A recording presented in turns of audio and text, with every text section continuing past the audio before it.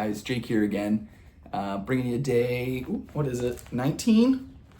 Day 19 of the Lent 40-40 challenge here for Crossroads. Guys, normally Dave talks about some Bible stuff before he reads the chapter for the day. I'm not quite as good a Bible scholar as Dave, but I imagine some people will probably be feeling like I am. As I record this, it is 9 o'clock in the morning on Wednesday, March 11th. And I have felt like it has been a really long day, a really long week, a really long month, and a really long year. And it being 9 a.m., Wednesday, March 11th, we're not very far into any of those things. But the beauty is God puts what you need in front of you often. So this morning our our chapter is in Daniel 6. It pleased Darius to appoint 120 satraps to rule through the kingdom, with 3 administrators over them, one of whom was Daniel. The satraps were made accountable to them so that the king might not suffer loss. Now Daniel so distinguished himself among the administrators and the satraps by his exceptional qualities that the king planned to set him over the whole kingdom. At this, the administrators and the satraps tried to find grounds for charges against Daniel in his conduct of government affairs, but they were unable to do so. So they could find no corruption in him because he was trustworthy and neither corrupt nor negligent. Finally, these men said, "We will never find any basis for charges against this man, Daniel, unless it has something to do with the law of his God." So the administrators and the satraps went as a group to the king and said, "O King Darius, live forever. The royal administrators, prefects, satraps, advisors, and governors have all agreed the king should issue an edict and enforce the decree that anyone who prays to any god or man during the next 30 days, except to you, O king, shall be thrown into the lion's den. Now, O king, issue the decree and put in writing so that it cannot be altered, in accordance with the laws of the Medes and the Persians, which cannot be repealed."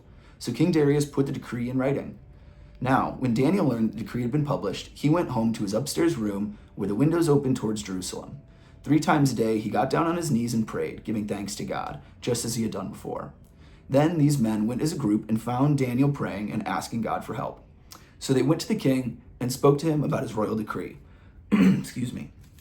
"Did you not publish a decree that during the next 30 days, anyone who prays to any god or man except you, O king, would be thrown into the lion's den?"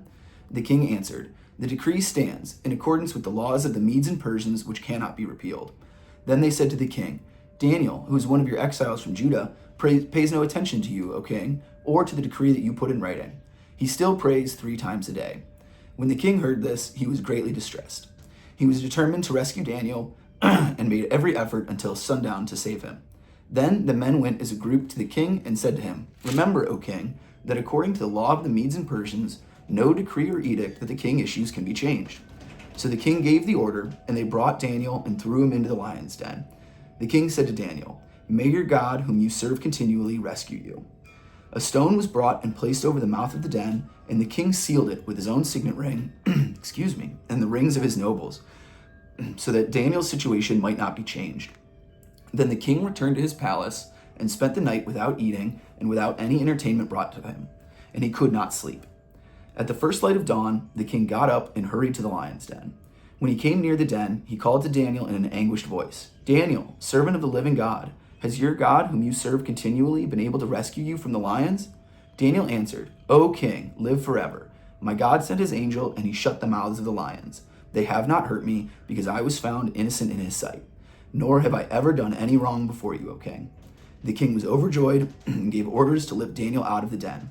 And when Daniel was lifted from the den, no wound was found on him, because he trusted in his God. At the king's command, the men who had falsely accused Daniel were brought in and thrown into the lion's den, along with their wives and children. And before they reached the floor of the den, the lions overpowered them and crushed all their bones. And then King Darius wrote to all the peoples, nations, and men of every language throughout the land, "May you prosper greatly. I issue a decree that in every part of my kingdom, people must fear and reverence for the God of Daniel. For he is the living God, and he endures forever.